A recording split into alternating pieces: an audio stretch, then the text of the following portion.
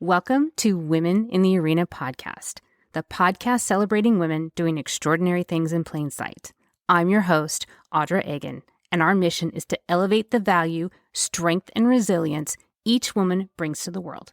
Without further delay, let's go ahead and start the show.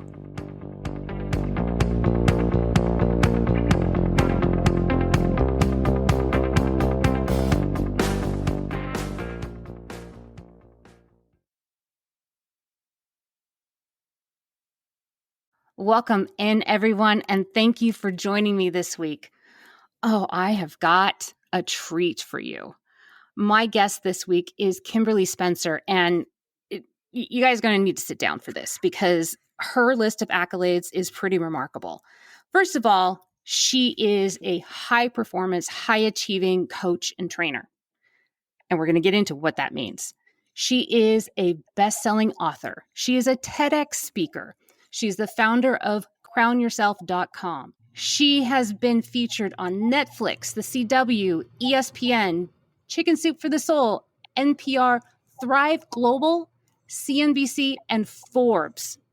I told you, the list is amazing. And she's here with us today to talk about how to change your life. It is both my pleasure and my honor to introduce to you Kimberly Spencer. Kimberly, thank you so much for joining me today. Thank you so much. I'm so honored to be here with you, Audra. And my goodness, like sometimes when you hear your bio back and you're like, damn, I work with my clients on training their reticular activating system to celebrate themselves. And I also work with them on like getting more visible, like getting booked on podcasts and whatnot.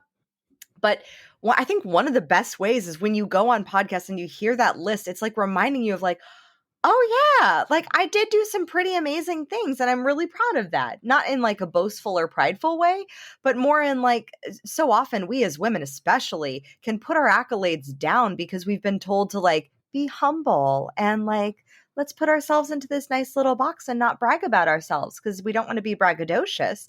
Versus what I tell my clients is I'm like, it ain't bragging if it's true. Exactly. like you need to be sweet and you know, don't make anybody else uncomfortable in the room or whatever, all that stuff, which we actually are going to talk about today. But I am so excited for you to be here. You and I have had such a great and energetic rapport. So I think that today's conversation is going to be just as magnificent as our previous conversations. And I want to talk about first of how you got into the business of game changers and life changers and it becoming what you were born to be. How do you decide, you know what, this is the business that I want to be in? So I think that really came from following my curiosity because I had several loops and twists and turns along my journey because initially the business that I thought I wanted to be in was entertainment. And so I chased that business from the age of 17. And when I was 19 or 20, I had the opportunity to write a feature film.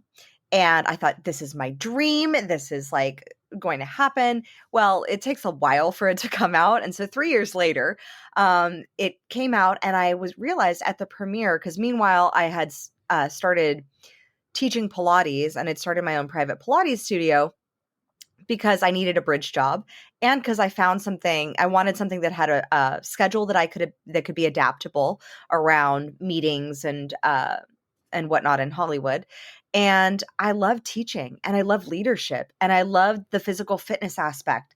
And so I was always this multi-passionate entrepreneur. I could never put my finger on just one thing that I wanted to specifically do. Like even when it was in entertainment, I wanted to be like the female Clint Eastwood doing the writing, the directing, the producing, the scoring. Like I wanted to do that. And when my feature film got produced and distributed, I was at the premiere and I was only about 90% fulfilled because I'd written the film, co-written it with the director. And I was like, something felt off. And I thought it was like possibly a bit of the control piece because I didn't have control over the final production of the feature. While in shooting the film, I didn't have the Like, it wasn't my place really as a scriptwriter to like shift and jump in with some directing things that I probably would have shifted, but that was his choice and that was his ship that he was leading. And so it was a very interesting experience, and it wasn't until 2 weeks later that I got a text from a friend from a friend who'd brought her friend and her friend's son to the film. Because when you write a movie, you get extra tickets and you pass them out like candy. That's at least what I did. And and I found out that this kid changed his life because of the film, and I was like, really? That film? Because it's a film about you, which you would never expect that I wrote, because with a company called Crown Yourself, and I'm all about like femininity and sparkles and claiming your power. It's about like the hard partying, high flying world of freestyle motocross. And yeah, and but it's called research, and I still have yet to be on the back of a motocross bike. But the story is about a young kid who's trying to fit in with the cool crowd. And we've all had that experience. And, in screenwriting, there are only about 7 stories ever in the history of all filmmaking and all storytelling. Like, if you break down every story, it basically boils down to the hero's journey. And there's 7 different forms of the hero's journey and how it ends and how the journey goes. So humanity and our storytelling and the stories that we tell ourselves and the stories that we see have a powerful impact upon us. And I knew this because had been telling myself a story of being broken, being a victim, being damaged, being abused. And I was doing that to myself through a 10-year battle with bulimia, which was what led me into finding Pilates to supplement my career, because I finally found something that felt so good in my body. I was like, I have to teach this. I want other women to feel this. So I'd always had these multiple passions. I got out of screenwriting, and I had the opportunity to join an e-commerce company. So I followed my curiosity again on that. And for 2 years, I worked with the startup as the president of the company, and learned heaps and heaps of lessons in the fray. And then 3 months before I was going to get married to my husband, I had a slam dunk of a gut punch that I found out my business partner wanted to buy me out, and I was crushed. And I spent the next 3 months, like right as you're supposed to be planning for a wedding. I found it. I was dealing with lawyers, and they don't always send you the nicest emails when you're not the one paying them. And suddenly every belief that I'd had, because I'd always been very audacious in my career. I'd always like gone for what I wanted. If I wanted something, like I was a freight train. And this was the first time that every belief and fear that I'd had in past romantic relationships and in my own body, where the enoughness, the not deserving, the too muchness, all these egoic beliefs that were fears of mine, suddenly were brought to light by old white men. And Isn't that how that always goes, though? Is that, you have these, I mean, we all have those crazy thoughts in the back of our head. yeah. And we didn't put them there ourselves. We had help. Yeah, it's what I We call definitely had plagiarized help. programming. I'm like, it's all plagiarized. We all Yeah. borrowed that belief from somebody else, including the ones who are distributing that belief, like, oh, you're probably too much, or oh, you're not educated enough, or oh, all of those beliefs. We've all had them. Yeah. And my favorite is you're either too much or not enough. And it's basically in the same conversation. You're like, what is it? What I'm too much or I'm not enough. which What one? is it? Which one? Yeah. Like, Pick one. Pick one. swing. That pendulum is swinging wide on either side. Mhm. And so I signed the buyout agreement 3 weeks before I got married, jetted off to my honeymoon, and was on my honeymoon in Italy wondering, like, what am I going to do when I get back? And I realized, I said, I love storytelling. I love the movie industry, but I didn't love the industry of entertainment in Hollywood. I loved like storytelling. I loved, and that was like right around 2014. So I had started to see this trend in influencer marketing and this trend with like coaching. And I was like, maybe it's like a coach or like a author, like I wasn't quite sure how to define it. I didn't have a coach to guide me at that time. And I just was like, I like all these, varied things. And I'd been a pageant girl, and I loved health and fitness and business and relationships. And I was just brainstorming, and after way too many espressos with my husband one morning, I leaped off the couch and I said, "Crown yourself." And he's like, "What's that?" I said, "I don't know, but it's the name of my company."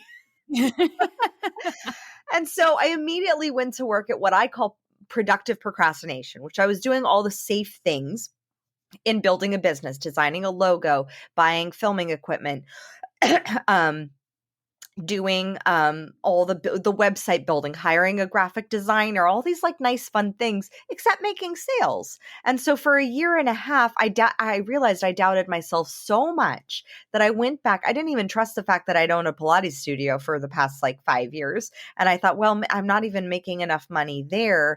And so maybe I'll just get a side job at, working for someone else as a Pilates instructor and do that, because that was where my doubt was. My bank account clearly reflected where my self-worth was. And so for a year and a half in my business, I made no money, but meanwhile, I was working all the time. My husband had a joke that we couldn't get 15 minutes into a Netflix show without me whipping out my computer. I have no idea what the hell I was doing, to be honest, because I look back, I'm like, what did I get done? But because now I'm so efficient with my time, especially with two babies. But then I found out I was pregnant.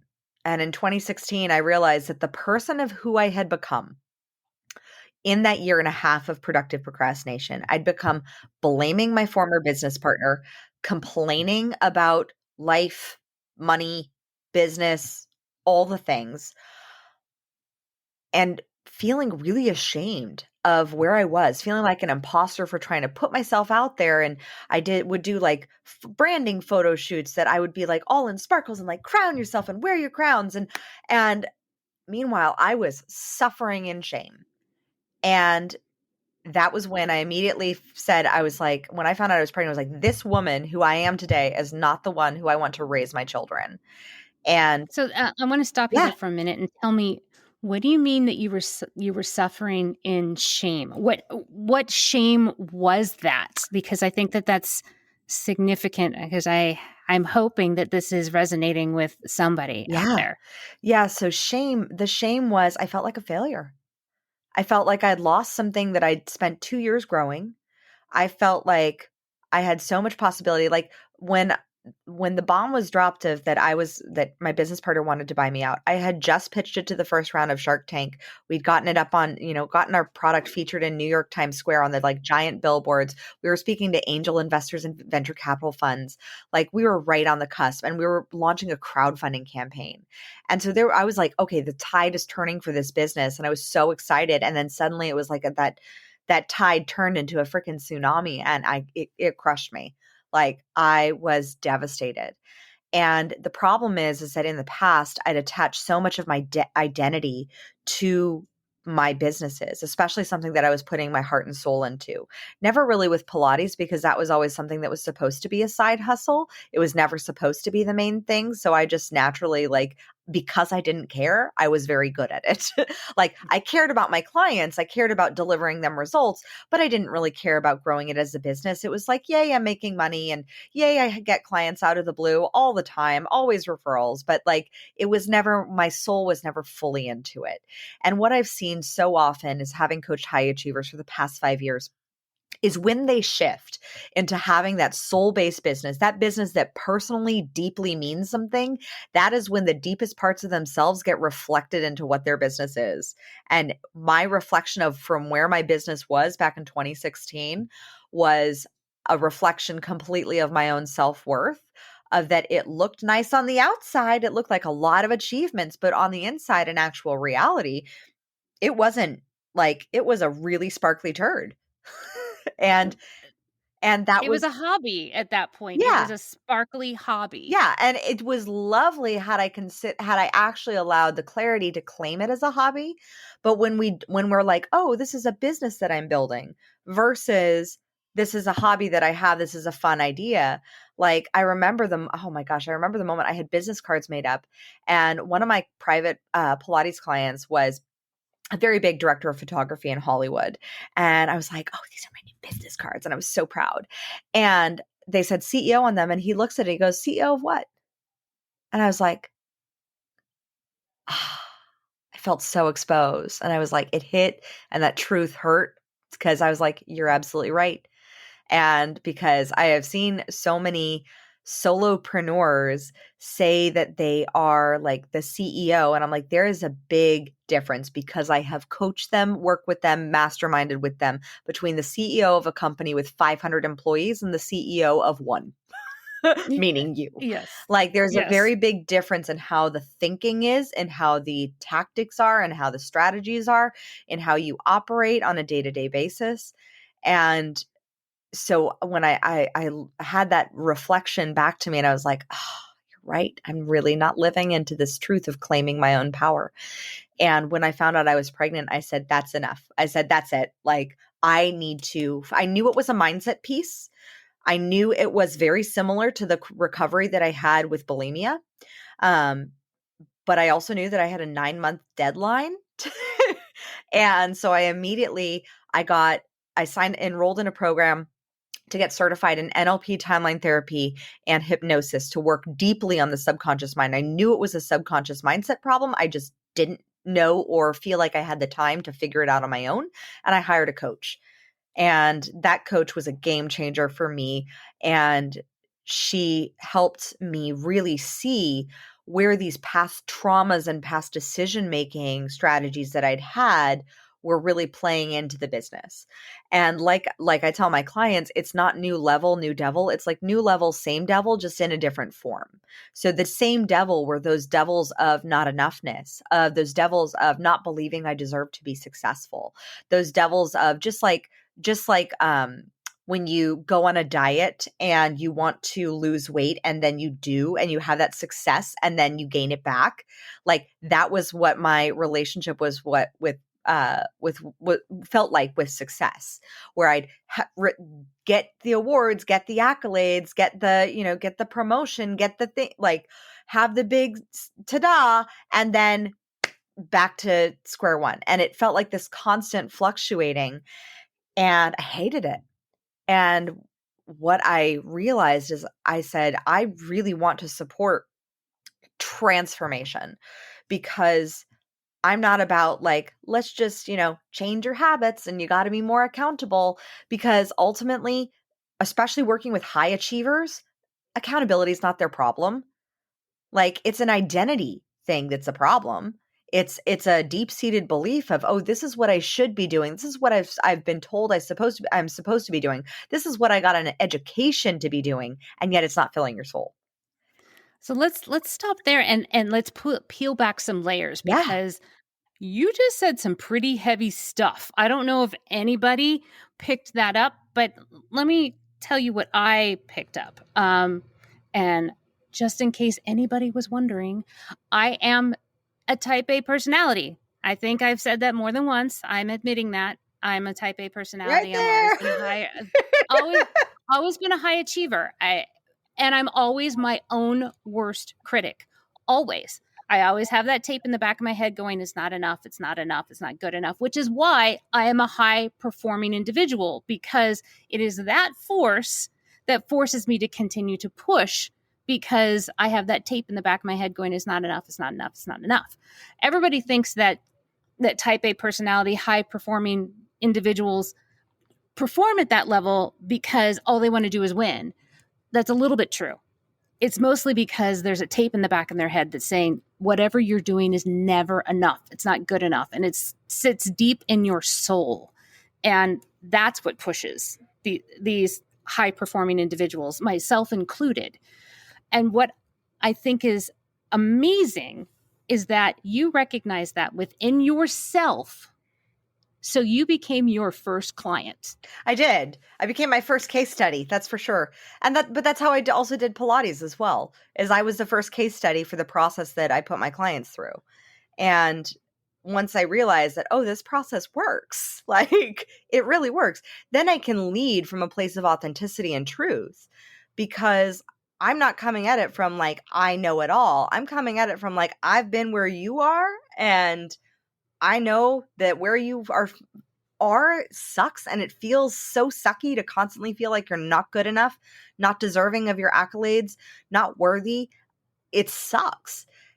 versus being able to say, like, let me show you some tools, strategies, resources, and a process that can help guide you through so that we can stop looking at the not enoughness and start challenging what systems do we need to actually disrupt to remove us from being in that sort of drama cycle of the villain, being the villain of our own life.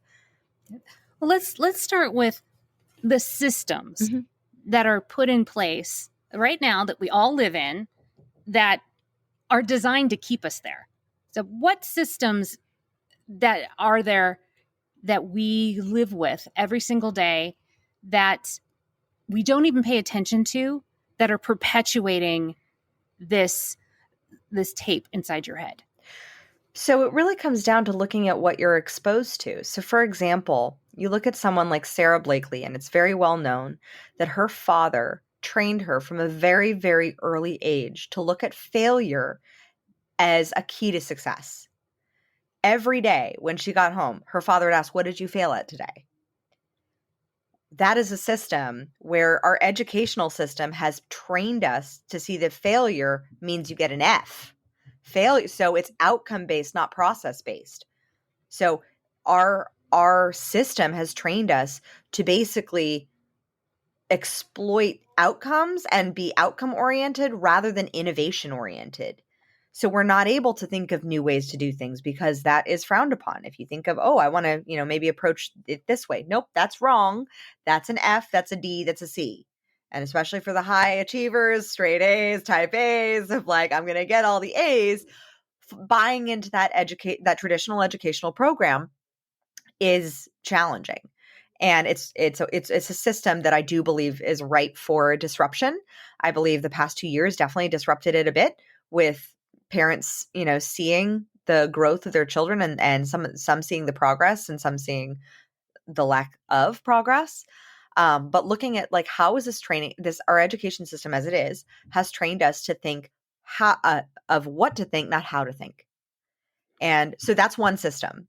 Then we also have the fact that we do live in a patriarchal society. So that is shifting. Women have had a voice. And what I have heard and what I have seen with many of my clients who are high achievers is that as they have grown, especially those who have been in the corporate world or for lawyers, as they have grown up the corporate ladder or into higher and higher ranks of their into partnerships at their law firm, consistently, I have heard that it is the women that hold them back, not necessarily just the men. And why is that?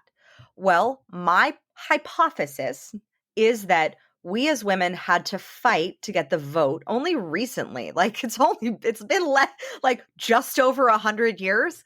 So Yeah, we have, that's kind of remarkable that it's only been 100 years yeah, that we've had the right to vote and not considered property. yeah, yeah. And the right to be able to make income. So looking at that system of being able to see, okay, we had to fight to get to that space. So that fighting, that warrior spirit, is a very masculine energied spirit. So that masculine energy is still a part of that traditional corporate system where the women have fought to get to a certain level, and then there's that competitive masculine energy versus the feminine, which is far more collaborative. It's more rising tide lifts all boats. Masculine and feminine energy, it's not one's good and one's bad. They both are great when you know how to work them together.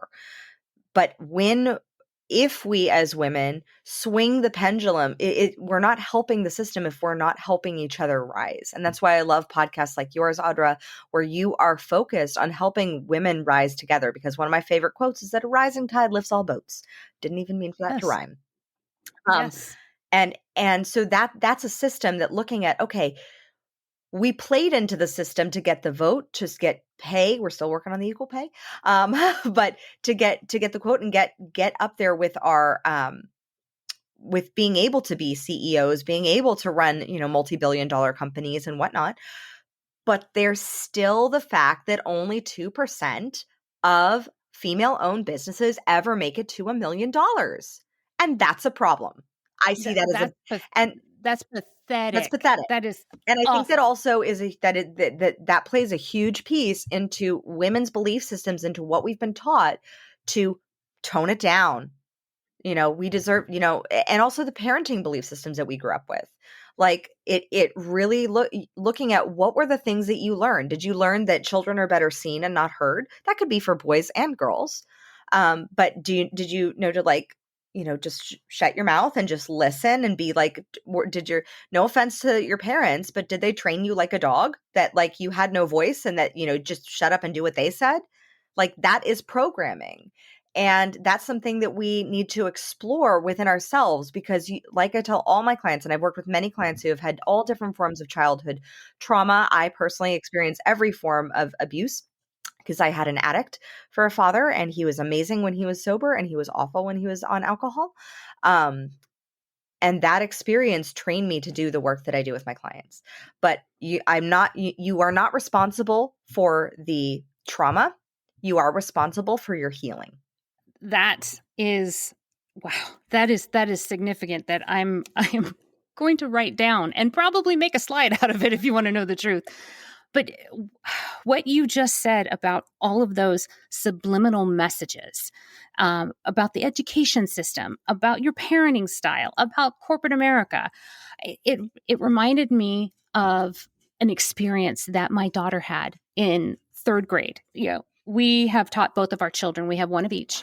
We've taught both of our children to be strong and to speak up and to help people that may not be as strong as you and reach back and help them. It was back, and my daughter is very vocal. I mean, we've taught her all of these skills, and sometimes she uses her good skills for evil against her mom. So you take the good with the bad. I remember she was in the third grade, and her teacher told her to tone down her personality. She came home and told me this. I was livid. I went to school the next day, walked into her classroom and said, "Don't you ever tell my daughter to turn down her personality. That is her greatest asset. It is not her fault if her personality makes you uncomfortable." Yeah. I said, "You have to live with your discomfort, but she does not have to be responsible for it." So it's a constant thing. It's a constant retelling of the same story. And it's a story that I personally hate. And I'm trying to change it. But as you're speaking, there are so many things that have been resonating with me as you're speaking about, oh my gosh, all this work that I have been doing on myself, there's still so much more work to be done because of these systems that are still there in place. And they're still delivering subliminal messages to me, and I don't even realize it. Yeah. Yeah. And it also comes into like looking at what is the environment of the voices that you're paying attention to. So, when the work is complete in a way, when it doesn't trigger Mhm. you. Like when you feel that emotional trigger, I just actually did a TikTok video on like how do you respond to haters. And like I have had many comments of many styles that people have said to me. Some, when they resonate, though, that means that there's something inside of me that I get to work on. Like haters, this feedback can be your constant greatest gift to that, to your growth. I remember my dad grew up it was a baby boomer, and thus grew up very military, very like macho man style. And he was a super sensitive man when he allowed himself to be. But sometimes he would put on this like macho persona that was the persona. It's the personality. It's not really who he was at his soul. And that was his life lesson that he had to learn. But I remember sitting at the table one time and he made just an offhanded comment, something about women. I forget what it was because it didn't even land. Like it was just like, wow, that's so ridiculous. Like it was just like, but that was a moment that I remember, oh my gosh, I've grown so much. Cause in the past, it would have been like angry and rageful, like, how dare you say that? But meanwhile, I was like, that's just so ridiculous. And I feel really sorry that you're still in that space for healing and that you haven't really seen that you have two amazing women around you. That was, and he was like, whoa, blown away by my response. Cause I was like, it didn't emotionally trigger me. That that piece had been healed. And so you know where those joyful pieces are, where there's like, oh, what that person said just kind of got me. So it's not to say that there's something about them. They are 100% responsible for their own healing. We are 100% responsible for ours. And that's the piece where we remove ourselves from what I forget the name of the psychologist, but he calls it the drama triangle. It's one of my favorite concepts to teach, because we have this drama triangle where it's the victim, the villain, and the hero. And in my family, I typically was either the villain or the hero, where I was the villain pointing out, the behavior of my father of like, I think he's drunk, and no, we're not going to pay attention to that. No, we're just going to ignore that. Versus and the victim side was what I put myself as. So high achievers, what I've seen in my practice for the past 5 years is that high achievers are particularly skilled at they don't want to be the victim, so much so that they put themselves in the villain role and take 100% of their responsibility and then 100% of everybody else's responsibility around them. Boy, does that sound familiar. Yeah. But that's like, I like to look at that as how fair is that to the other person? Like taking their, like I had one client who he had gotten divorced like 10 years ago, and his ex-wife was still struggling, blaming him. And I said, look, I understand that you did some things during your marriage that, contributed to her having some issues. And you have taken 100% of your responsibility for those choices, for the things that you've done a ton of work, tried to help her, directed her to resources, asked for forgiveness, etc. And if she is not doing her own work, she is 100% responsible for the past 10 years. You can blame someone for a little while, but after a while, you have to realize that they haven't been a part of your life really for the past 10 years. That was a big lesson that I had to learn, both in my healing with bulimia and my healing and forgiving my former business partner. Because my healing with bulimia, I used to think that I was broken, damaged, and a victim, and that was why I was going to punish myself with bulimia. This was all subconscious. It wasn't like actually conscious. And that it was my dad's fault that I was this way and that I had all these problems. So I was just going to, bottle these emotions up and then explode. And I had to realize that it was never my father sticking my finger down my throat. It was me. That was my choice. I was choosing to be the villain in my own life. I was making that choice. And when we defer our power and we blame other people, systems, and whatnot, we are putting ourselves in that victim space and not taking our own ownership of our own power of like, yeah, well, this, for example, I had one client who had a really toxic boss. And I said, yes, you are in a space where you are having things where you are a victim. Now, how long are you going to stay in that job? Oh, but I need this job. Oh, and I'm like, you are so qualified that do you need to be treated like this? Like, this is a belief system where, oh, well, this person's toxic, so I'm going to blame this person for my lack of performance because this experience. And I said, eventually you have to recognize that you are still in this job by your choice. And I was teaching at a class at a college in California. And I remember asking the entire class, I said, who had to go to school today? And everybody like raised their hand and like, like, and I said, who made you? And I started asking around the room. Oh, my mom made me go to school. Oh, like, my parents. And I said, did they hold a gun to your head? And he's like, no. And I said, and even if they did, you'd have a choice. I mean, you probably wouldn't like the outcome of the other way, but one of my favorite quotes is from Viktor Frankl. And he said, between stimulus and response, we have a choice.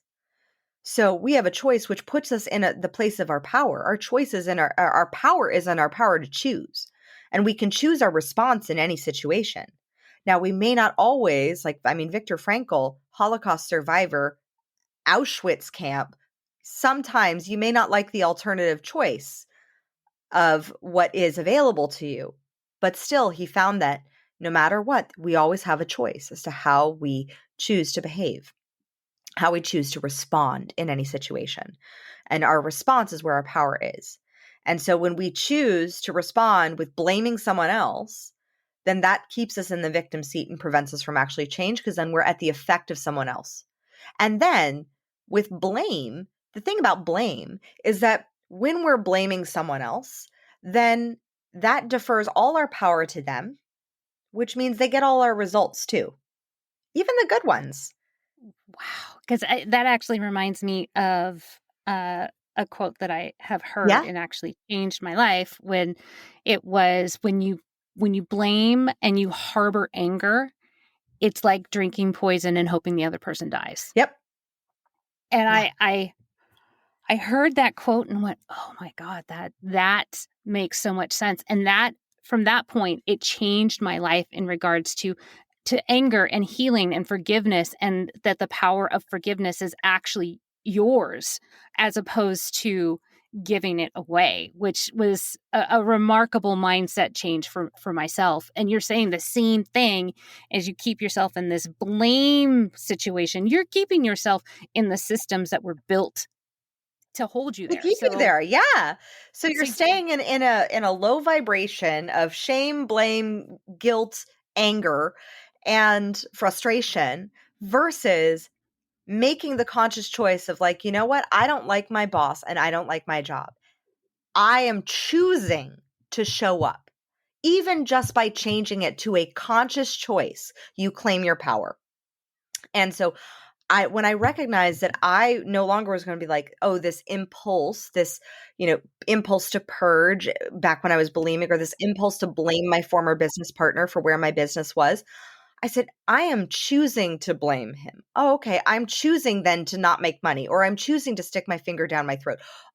Why? Like, mhm. eventually, once you realize that, you're like, why am I making this choice? Like, I know this choice is going to harm me, or that it's not providing the results that I want. So when you take ownership of those choices, that's when you start to claim your power. And that's when you shift the drama triangle out of the drama triangle into from the victim to being the creator.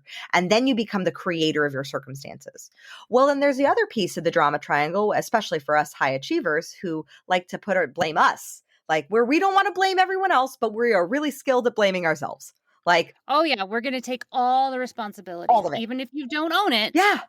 you carry it all with Yep. you. And you may have had nothing to do with it, but because you think you are, Yeah. you think that it's your responsibility, then you take on the responsibility of everybody's issues. Everybody else. Yeah. And that's partly the villain, where you're like, "Oh, I'm the bad guy. I'm the one who's at fault. I'm the one who's doing all this. Like it's my fault."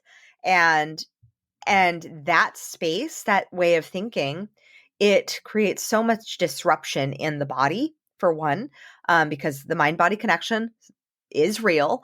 And I personally believe that there is a mind body business connection, that the business is just a reflection very much of what's going on in your subconscious mind, especially as the leader. But that mind body connection, and that the putting your space in the space of being a villain, when you are able to shift out of that space, you can shift into what's called the challenger. And the challenger role is the system disruptor. It's the one who says, you know what? I'm going to take 100% of my responsibility. Here's this, and this that I can change. This is what I can do.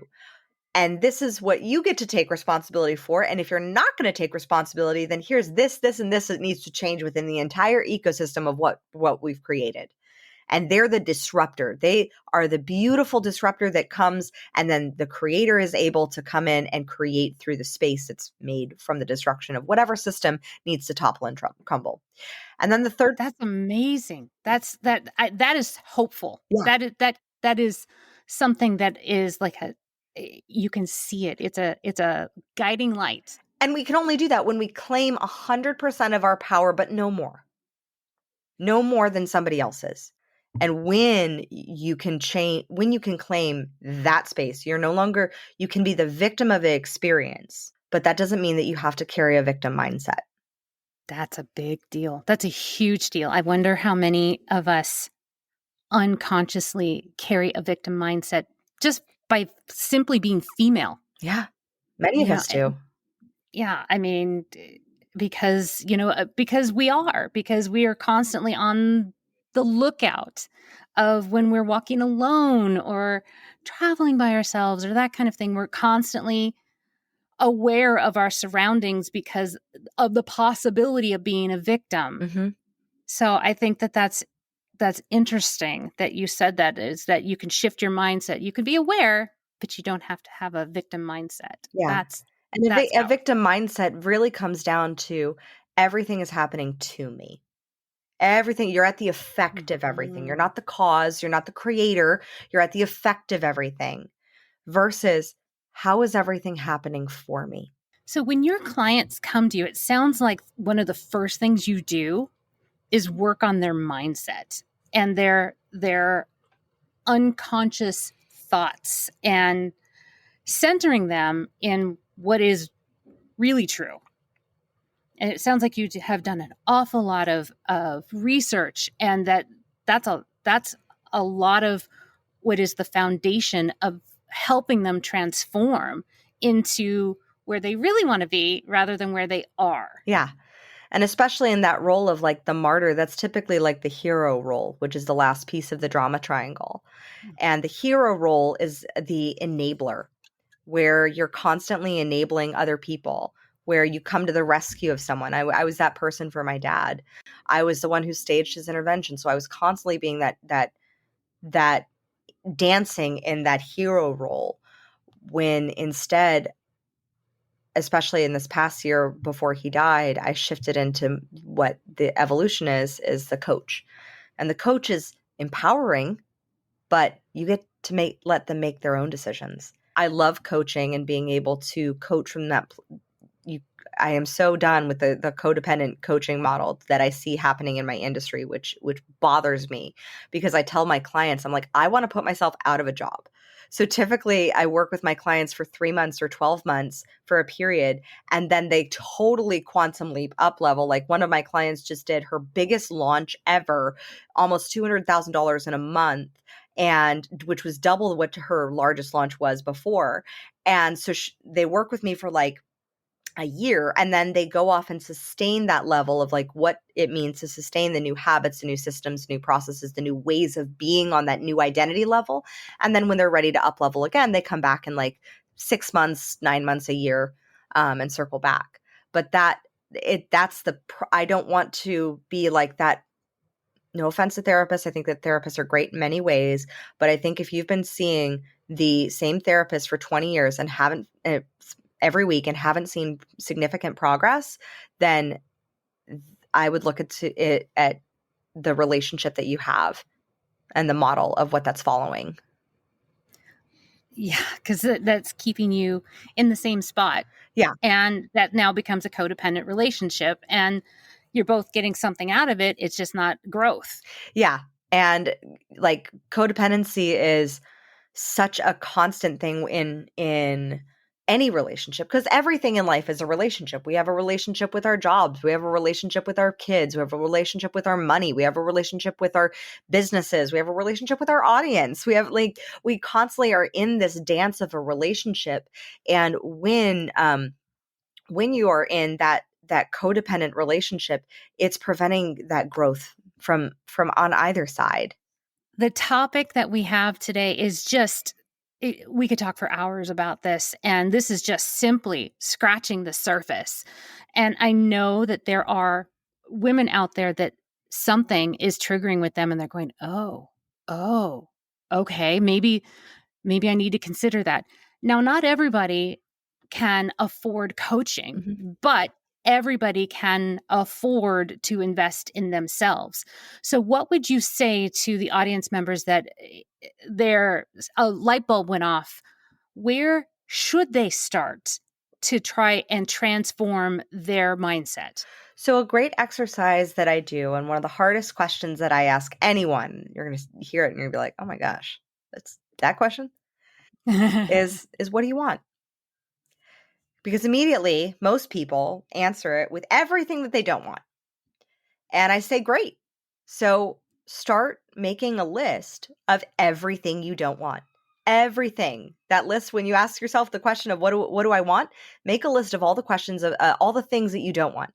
I don't want to be in a codependent relationship. I don't want to be in my job. I don't want to have this body. I don't want what specifically about your body. You don't want to have your love handles. You don't want to have you don't want to have lack of energy.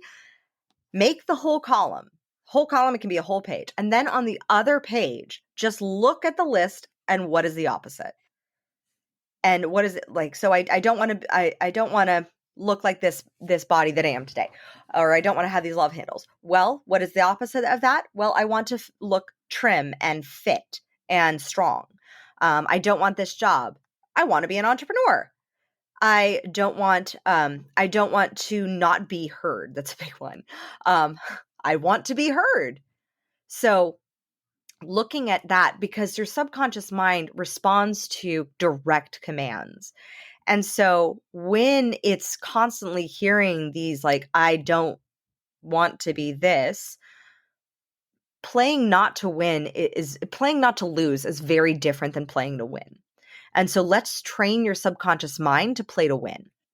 And beginning with getting curious about what it is you want, not judging what it is you want. If you want the Lamborghini, put it on the list. Like, that's a huge piece as well to this, like, too muchness plagiarized programming. So when you look at those things that you want, don't judge the things that you want. Like, let yourself be in the imagination, which is the space of creativity, with what it is that you actually want to create. Once you have your list, and like literally, I'm encouraging you to take at least an hour to do this. Generally, I don't say many exercises that take, that long, but take an hour to really journal about what you want, and then ask the question, and what else? And then ask the question again, and what else? And what else? Like, what do you really want? Because so often we're complacent of like, well, I think that, having a second home, or having that really nice car, or getting that handbag, or, going on that nice vacation, it'd be nice. And you're like, that is a belief system right there. It'd be nice if I could fly first class, but I don't want to feel too showy, or that is your plagiarized programming kicking in. That is your ego, and that you are at the edge of your comfort zone, which is exactly where change happens. When you look at that list of what it is that you want, look at, who do I have to be? If the version of me who already has, does, and is everything, has all of this, what does she do? What does she do on a daily basis? And then if you can just imagine, what are those things? How do you need to be more responsible? How do you need to be more courageous? How do you need to be more disciplined? How do you need to be more in integrity with what you say you're going to do? That's incredible. That also goes into the self-doubt of, I'm not good enough, because we fail to recognize our own talents and our skills that we carry with us every single day, but take for granted. Yeah. And we are, as women, I know that, speaking for myself, I am the worst at taking myself for granted. Yeah. So that is actually one of the reasons why I started a podcast. Yeah. because I wanted to highlight how much we actually do and accomplish. And that's why I say we're celebrating women doing extraordinary things in plain sight, because we are. Yeah. And I have a great exercise that I will leave you with for the imposter syndrome. So if you take all of the amount that you have spent on formal education, put a number down. This exercise should only take about 15 minutes. Then you take all of the income that you have made every year for the past, however long you've been working, every year, because that it equals to years of experience. Tally that up as well. Then you take all of the books you've read, just guesstimate on, the price, about $15 a book, depending upon whether you buy Amazon, physical books like me, because I'm like that nerd who needs the pen and loves the smell, and versus the Kindle readers. But tally all that up. Then look at all the certifications, courses, investments that you've put into. Then look at, what is your hourly wage currently, and then how much time are you spending listening to podcasts like this, and then multiply that. And then look at there are some experiences in life that you have that are not necessarily quantifiable by money terms, like having children, but that are, they do take some income. So you can kind of give a range, especially, if paying for children's education, private education, collegiate education, like that has a dollar amount too, of being able to successfully provide for a child. Add that to the list. Tally all those numbers up. including all those invaluable experiences, and just see if you can put a price tag on it. Like one of my clients, she said, well, I don't know how to put a price on like my parents' divorce when I was 13. And I said, well, divorce can be expensive. So like, what was that price? And she said, well, said, I think my mom got like 250,000 in spousal support. I said, great. I said, maybe add an extra 50 because you had some pain and suffering. And she said, okay. She added about 300,000 extra dollars to that. Tally all of those numbers up. Take 15 minutes to literally look at a numerical value of what your life experience, every year of your life, every year of learning, every year of growth is worth. Most of my clients are at least over $1 million, if not multiple million. Easily, right? And so when we look at that number and then we're like, I don't know if I could charge $5,000 for, some service or some product or some course. That kind of looks a little ridiculous. Like when you look at that, you're like, I have $2 million worth of experience, but I can't charge $200 an hour to, have a consult conversation. Ridiculous. But it also helps shift the mindset. Yes, it does. Now, okay, here's the numeric value of what you're really worth. Yeah. Don't worry about the imposter syndrome. Yeah. Because it's hooey. Yeah, it's hooey. And looking at that number, I have most of my clients put that number somewhere within their eyesight of their workspace so that they can always remember that they are that much. And if you have a solid life insurance policy as well, you can add that number onto it as well. Oh. I can't wait to do this exercise. Yes, do the exercise. I want to know your number, Audra. You can tell me. You can tell me off air if you want. I will report the number. Yes.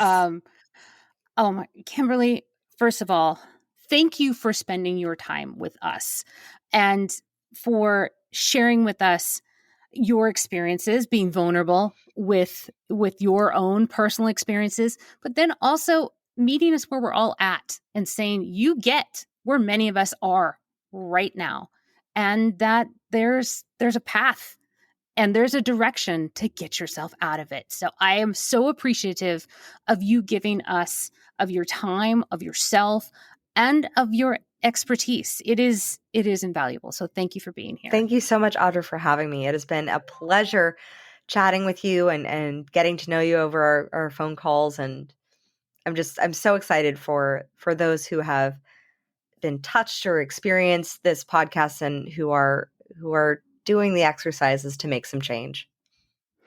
And you know what? And that's the whole thing. That's the whole point. You got to do the work. You got to do the work to have it work. Yep. You got to do the work. If people want to reach out to you, where would they contact you? If you love this conversation, just head on over to crownyourself.com and click the button that says work with me. And I'd be more than happy to have a conversation with you one-on-one. And you have a TED Talk. I do. So you can find that on YouTube. Yep. Becoming a Warrior for Possibility. And we're in all the socials and all the places at Crown Yourself Now. And if you like podcasts like this that are uplifting you on becoming the queen bee of your life, then join us on the Princess and the Bee podcast.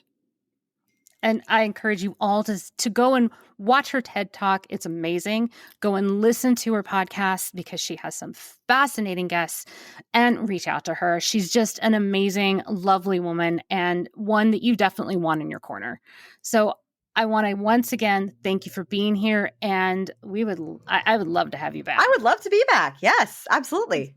Because there's so much more we could talk about. I mean, we have just barely scratched the surface. So there will be a part 2. We'll have to do something really, really interesting. So, like I said, if you have been touched, if you've enjoyed this, please reach out to her.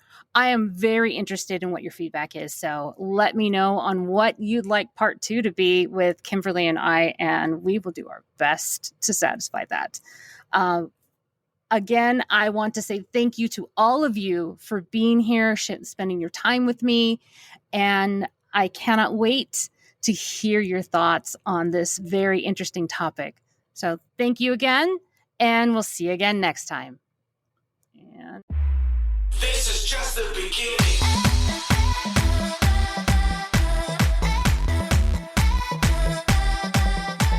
That's our show.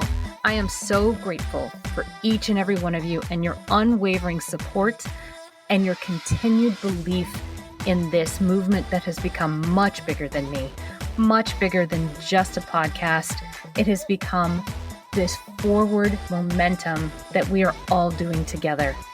If you are ready, or you know somebody that is ready to tell your story and share your value with the world, please connect with me.